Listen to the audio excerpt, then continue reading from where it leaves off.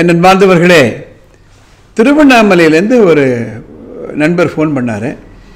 Sir, உங்கள் வீடியோலாம் நான் பார்க்குறேன், ஏன்னா எனக்கு ஒரு சின்ன சந்தேகம், கொஞ்சம் தெளிவுபடுத்துங்கன்னாரு.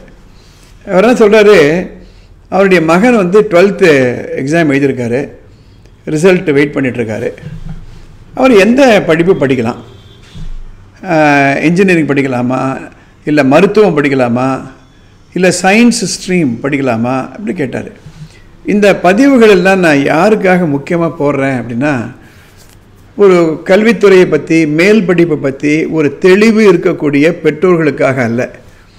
அவர்களுக்கு தெரியும், எப்படியோ அவங்களும் படிச்சிருப்பாங்க, இல்லை அவங்களுடைய சூழ்நிலை வேறு மாதிரி இருக்கும், அவங்களுக்கு தெரியும் எந்த கோர்ஸ் படிக்கலாம், எப்படி போகலான்னுட்டு.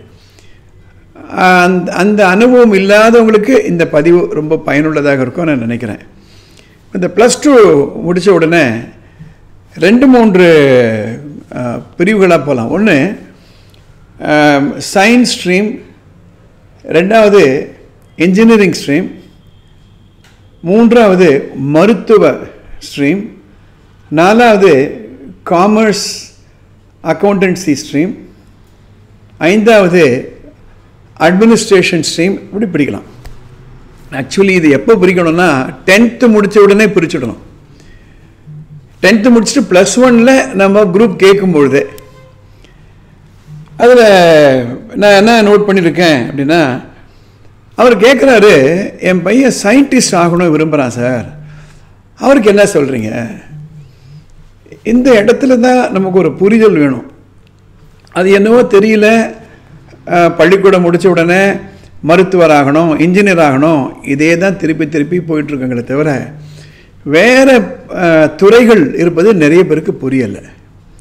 இன்னும் கேட்டிங்களன்னா, அண்மை காலங்களில் BCom general, commerce general, chartered accountancy, right, அதே மாதிரி மேலாண்மை துறை, மேனேஜ்மெண்ட், அட்மினிஸ்ட்ரேஷன், இந்த துறையில் அதிகமான டிமாண்ட் இருக்கிறது.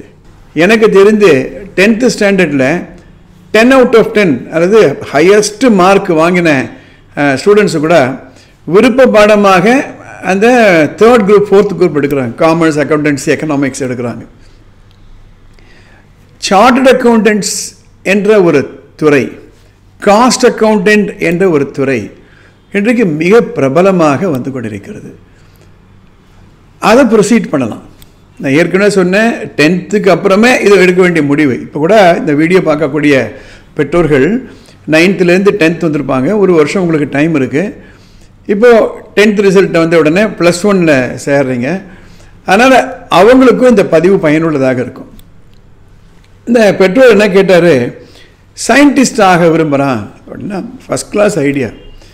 முக்கியமாக இந்த தமிழ்நாடு, ஆந்திரா, இந்த இடங்களில், அதே மாதிரி கேரளா, இந்த சதர்ன் ஸ்டேட்ஸில் தான் இந்த மெடிக்கல், இன்ஜினியரிங் என்ற ஒரு அட்ராக்ஷன் இருக்கிறது. யூபி, டெல்லியில் போனீங்களன்னா இந்த science, BSc science, BSc maths, BSc physics, chemistry, statistics பிரபலமாக இருக்கிறது. எனக்கு தெரிஞ்ச பல நண்பர்கள், அவங்க குழந்தைகள் BSc mathematics, BSc physics, chemistry, statistics அல்லது பிஏ எக்கனாமிக்ஸ் இதெல்லாம் படித்து அந்த துறையில் ப்ரொசீட் பண்ணுறாங்க.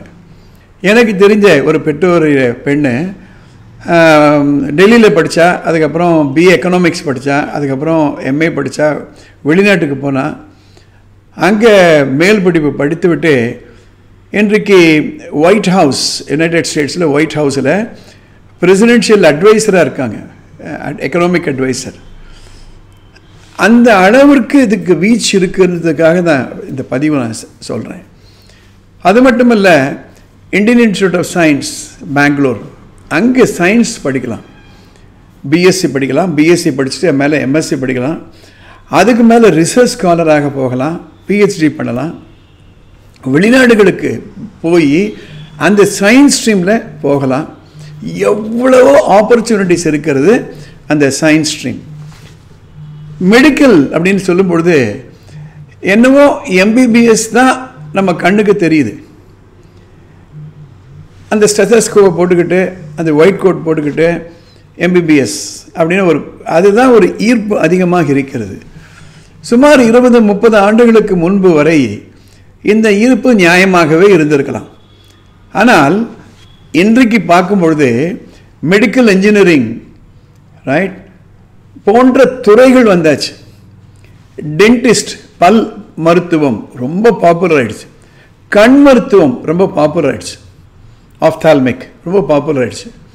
ஃபிசியோதெரப்பி ரொம்ப ரொம்ப பாப்புலர் ஆயிடுச்சு. இப்போல்லாம் மல்டி ஸ்பெஷாலிட்டி ஹாஸ்பிட்டல்ஸ்லாம் வந்தாச்சு. அங்கே போனீங்கன்னா அந்த தலைமை மருத்துவர்கள் ஒவ்வொரு டிபார்ட்மெண்ட்லையும் எப்படி ஒரு MBBS MD MS படிச்சுட்டு இருக்காங்களோ அவர்களுக்கு ஹெல்ப் பண்ணக்கூடிய ஒரு ஆப்ரேஷன் தியேட்டர் இல்லது post operative care or pre operative care இதில் இந்த துறை வளர்ந்து விட்டது. எனவே +2 முடிச்சுட்டு நீட் படிச்சுட்டு MBBS படிச்சுட்டு முன்னுக்கு வரணும், அதுதான் சிறந்த துறை, அது கிடைக்கலன்னா எல்லாத்தையும் இழந்து விட்டோம் என்ற நிலையிலிருந்து நம்ம மாணவர்களை கொண்டு வரணும். அந்த நண்பருக்கு நான் இன்னொரு ஐடியா ஒன்று கொடுத்தேன். எந்த துறையான இருக்கட்டும், +2 முடித்த உடனே ஒரு பேசிக் டிகிரி யூஜின்னு சொல்லுவோம், அண்டர் கிராஜுவேட் சொல்லுவாங்க, பிடெக் MBBS BSc BA இது போன்ற bachelor of degree, bachelor of engineering, bachelor of chemistry. Okay, அது மட்டும் படித்தா போகாது. எப்படி இருந்தாலும் பிஜி படிச்சாகணும், போஸ்ட் கிராஜுவேட் படிச்சாகணும். இப்போ MBBS படித்த உடனே MD அல்லது MS, BE படித்த உடனே MTech இது படிக்கணும். ஏனென்றால் இன்றைக்கு எல்லா துறையிலுமே ஆழ்ந்து படிக்கக்கூடிய ஒரு தேவை வந்து விட்டது. வெறும் MBBS படிச்சுதான் முன்னெல்லாம் போகிறோம். எனக்கு தெரிஞ்சு என்னுடைய குடும்ப மருத்துவர்கள் எல்லோருமே வெறும் MBBS இல்லை BSc MBBS படிச்சிருப்பாங்க, நிறைய நல்லா ப்ராக்டிஸ் பண்ணாங்க. வெறும் MBBS யாருமே போகிறது கிடையாது.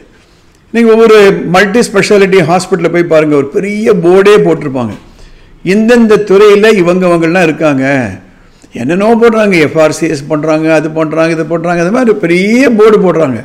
அப்போ சாதாரண மனிதர்கள் கூட மருத்துவம் என்று வரும்பொழுது ஒரு ஒரு சிறப்பு மருத்துவரை ஸ்பெஷலைசேஷன் பண்ணவங்கள்ட்ட போய் பார்க்குறாங்க. ஸோ இந்த அண்டர் கிராஜுவேட் ஆட உடனே போஸ்ட் கிராஜுவேஷன் பண்ணிவிட்டு பல பேர்களுக்கு நான் சொல்கிறேன், வெளிநாட்டு படிப்புக்கு நீங்கள் போய் படிக்கலாம். இந்த GMAT GRA TOEFL எல்லாம் எக்ஸாம்லாம் இருக்குது. அந்த எக்ஸாம்லாம் எழுதி வெளிநாட்டு பல்கலைக்கழகங்களில் போய் படிக்கலாம். சிங்கப்பூருக்கு நிறைய போகிறாங்க, அமெரிக்காவுக்கு நிறைய பேர் போகிறாங்க, இங்கிலாந்துக்கு நிறைய பேர் போகிறாங்க. என்ன சார் நம்ம நாட்டில் இல்லாத படிப்பா? நம்ம நாட்டிலையும் நல்லா இருக்குது, இல்லைன்னு சொல்லலை. ஆனால் பன்னாட்டு experience, international experience, international education தேவை. திரைகடல் ஓடியும் திரவியம் தேடு என்று சொன்னார்கள் நம்ம முன்னோர்கள். திரவியம் என்பது வெறும் பணம் மட்டுமல்ல, நாலேஜ் ஆல்சோ இஸ் திரவியம். அதனால் வெளிநாட்டுக்கு போயிட்டு MD MS படிச்சுட்டு அங்கே 2-3 வருடங்கள் வேலை பார்க்கலாம். பார்த்துட்டு மறுபடியும் தாய் நாட்டிற்கே வரணும். இது முக்கியமாக நம்ம பார்க்க வேண்டியது என்னென்னா, வெளிநாட்டு படிப்பு வேணும், வெளிநாட்டு வேலை அனுபவம் வேணும், நாட்டுப்பற்றும் நமக்கு வேண்டும். ஸோ இதெல்லாம் சாய்ஸஸ் இருக்குது. அது மட்டுமல்ல, மேனேஜ்மெண்ட் அட்மினிஸ்ட்ரேஷன் பார்க்கும்பொழுது IAS இருக்கவே இருக்கிறது, தமிழ்நாடு பப்ளிக் சர்வீஸ் கமிஷன் இருக்கவே இருக்கிறது, HRNC படிப்பு இருக்கவே இருக்கிறது. டிஃபென்ஸில் போனீங்களன்னா நிறைய எண்ணற்ற எக்ஸாம்பிள், எக்கனாமிக் சர்வீஸ் போனீங்களன்னா எண்ணற்ற வாய்ப்புகள் எல்லாம் இருக்கிறது.